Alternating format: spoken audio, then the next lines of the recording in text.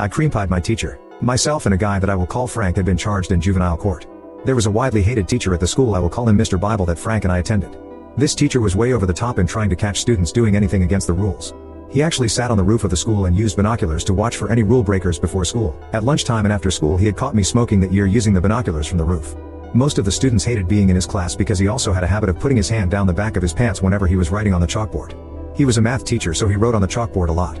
A couple of weeks before the end of the school year, a group of us were complaining about Mr. Bible. During the discussion, someone came up with the idea that it would be fun to put a pie in Mr. Bible's face. In the last weeks of the school year, that idea was discussed often. Finally, it was decided that we should really do it. Several members of the group volunteered to bring a couple of banana cream pies, and Frank and I volunteered to hit Mr. Bible with them. It was my idea, so I had to volunteer. The last day of school came and our friends had brought the 2 banana cream pies as planned.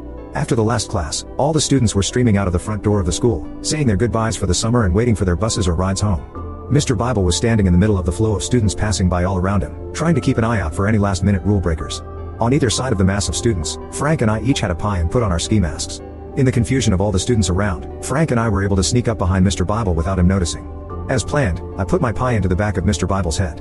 When he turned around to look, Frank put his pie into Mr. Bible's face. Frank and I took off running, but Frank had recently gotten out of a back brace that he had worn the entire school year and he fell down. I decided to go back to help Frank up instead of continuing to run, so the school's security officers were able to catch both of us. The police were called and Mr. Bible wanted to press charges against us for assault. We were taken to the police station where our parents were called to come and get us. When our court date came, Frank and I were seated together, with a court advocate, at a table in front of the judge and our parents sitting behind us. Mr. Bible was seated at a table next to us with a lawyer.